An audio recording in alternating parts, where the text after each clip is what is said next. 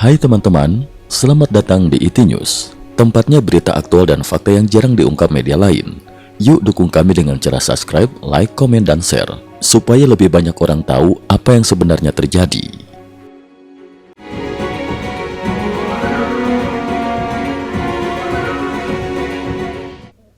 Salam pemirsa, Bandar Abbas, Washington, 31 Januari 2026. Ketegangan di Timur Tengah kembali meningkat setelah ledakan hebat terjadi di kota pelabuhan strategis Bandar Abbas, Iran Selatan pada Jumat 31 Januari 2026. Insiden ini berlangsung di tengah pengerahan militer besar-besaran Amerika Serikat di kawasan dan pernyataan keras dari kedua pihak. Menurut laporan Reuters yang mengutip siaran televisi pemerintah Iran, ledakan terjadi di sebuah bangunan hunian bertingkat portable di kawasan Jalan Molan, Bandar Abbas. Gedung hunian portable setinggi 8 lantai tersebut terdampak langsung, mengakibatkan 2 lantai runtuh, sejumlah kendaraan rusak, serta beberapa toko di sekitar lokasi mengalami kerusakan parah. Hingga laporan ini disusun, otoritas Iran belum merilis angka korban secara rinci. Iran umumkan status kesiapan militer.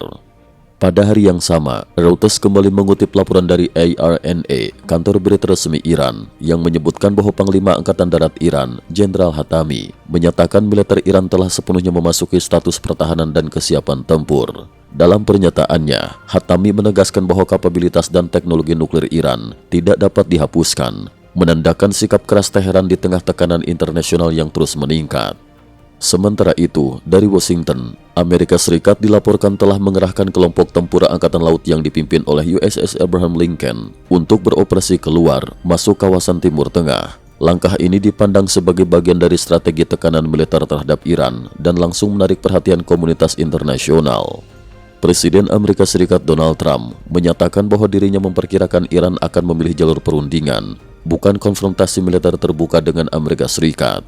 Namun Trump juga secara konsisten menolak memberikan kejelasan mengenai langkah militer konkret yang telah disiapkan. Pada 31 Januari 2026, Hatami kembali menegaskan bahwa Iran tidak akan menyerah pada tekanan eksternal. Meski demikian, Trump mengatakan kepada media bahwa Iran sebenarnya berniat mencapai kesepakatan.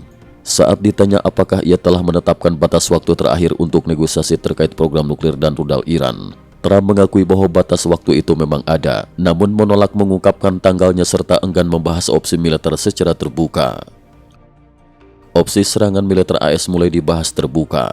Dalam beberapa pekan terakhir, Amerika Serikat dilaporkan telah mengerahkan armada kapal perang dan pesawat tempur dalam jumlah besar di sekitar wilayah Iran. Menurut laporan The Wall Street Journal, pejabat pemerintah AS tengah mendiskusikan tujuan utama operasi militer yang mencakup beberapa skenario: menghancurkan program nuklir Iran, melumpuhkan persenjataan rudal balistik Iran, menggulingkan pemerintahan Iran, atau menggabungkan ketiga tujuan tersebut. Para pejabat menyebutkan bahwa Trump telah meminta militer menyusun rencana serangan cepat dan tegas yang dirancang untuk memberikan dampak maksimal tanpa menyeret Amerika Serikat ke dalam perang berkepanjangan di Timur Tengah. Rencana ideal Washington adalah memberikan pukulan keras terhadap rezim Iran, sehingga Teheran tidak memiliki pilihan lain selain mengalah terhadap tuntutan Amerika Serikat dalam isu nuklir, sekaligus menghentikan penindasan terhadap kelompok oposisi domestik. Pejabat AS juga membahas kemungkinan serangan udara hukuman yang berpotensi mengguncang stabilitas pemerintahan Iran. Di sisi lain, ancaman penggunaan kekuatan militer juga dipertimbangkan sebagai alat tekanan diplomatik.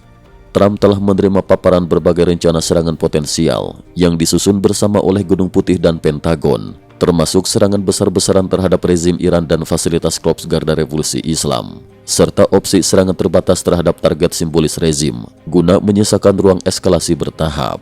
Keputusan akhir sepenuhnya berada di tangan Trump. Seorang pejabat tinggi pemerintah AS menyatakan bahwa Trump sengaja mempertahankan ambiguitas strategis agar pihak luar tidak dapat membaca arah dan skala langkah militer Amerika. Pada 30 Januari 2026, di ruang oval Gedung Putih, Trump ditanya media kapan kapal perang AS akan ditarik di kawasan Timur Tengah. Ia menjawab singkat namun tegas, kapal perang Amerika harus berada di suatu tempat, lebih baik berada di dekat Iran.